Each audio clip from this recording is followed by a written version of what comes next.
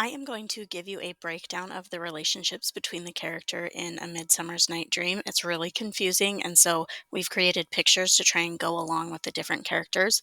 First off, let's look at Aegeus. He's right here. He wants his daughter Hermia to marry a guy named Demetrius, and she doesn't want to because she's in love with somebody else. And so Aegeus, asks Theseus, this is Theseus, for help. Theseus is the king of Athens. Athens is engaged to Hippolyta, who was the queen of the Amazons, but Theseus defeated her, and so then she became engaged to him. Let's go back to Aegeus. Aegeus again wants his daughter Hermia to marry Demetrius, but Hermia is in love with Lysander, this guy.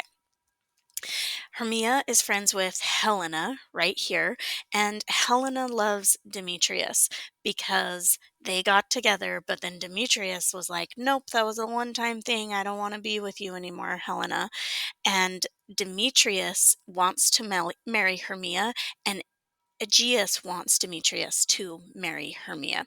So it's a big love triangle. And then switching sides a little bit, we're talking about Oberon right here. He is a fairy king, and all of these characters go into the forest, and then the fairy king has access to all of them. And he is married to Titania, and Oberon's kind of a jerk, and he tries to play tricks on his wife because she has a mind of her own and wants to do what she wants. Titania has fairies that do her bidding. They're also a part of the story. But Titania is given a love potion in her eyes from her jerk husband, Oberon, because he wants her to fall in love with the first thing that she sees and he hopes that it's something weird, and it is something weird. She falls in love with a guy named Nick Bottom who has had his head turned into a donkey. And so she falls in love with a donkey essentially. And she dotes on him, and all of her fairies do things for Nick Bottom. That is this guy right here.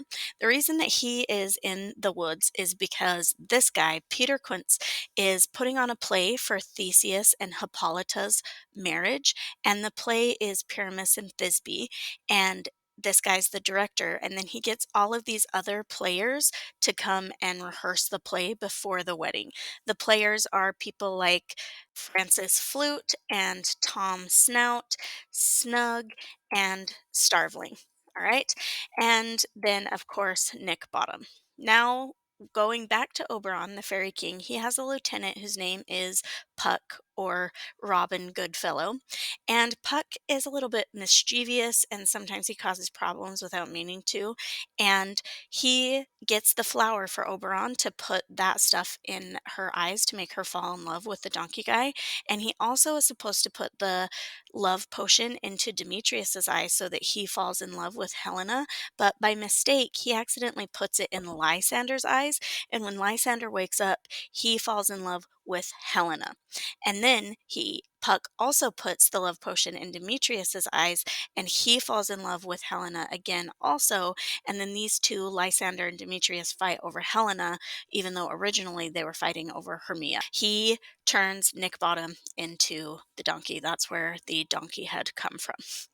And then we need to talk about Cupid a little bit because Shakespeare alludes or uses an allusion, which is a figure of speech in which an author mentions another literary work in passing. In the passage below from Act 1, Helena references Cupid, the god of love, and Cupid is commonly depicted like the image right here. And so, what you're going to do is, as you're reading, you are going to highlight anything that talks about what he looks like. For example, strongest bow, he has a bow, so you would highlight that. And then you'll do the exact same thing for Helena, highlight anything that mentions the way that he looks, and then you will answer number 2 and explain how that helps you understand the illusion of Cupid in both of those passages. What this is basically asking is there's a lot of symbolism with Cupid because Cupid represents love, right? And love is blind. Why do you think referencing Cupid and talking about how love is blind, why do you think that helps you understand this passage better and this passage better? Or, love hurts. It's not a coincidence that Cupid has arrows instead of pixie dust, right? Love hurts. Why do you think that Hermia and Helena are referencing love hurting with an arrow? Your final is going to be, do you think Puck is the bad guy? And do you think all of the problems come from Puck? Or do you think it's other people's fault in the story? This is your final for after we read the play. And so I just want you to be thinking about it as you're reading, because you're going to have to get evidence from the play that proves whether Puck is the bad guy or if somebody else is the bad guy. You should read Midsummer's Night Dream Act 1, Day's Agenda, take quiz Act 1, and you only get one shot at this, so please be careful. If you have any questions, please reach out and let me know.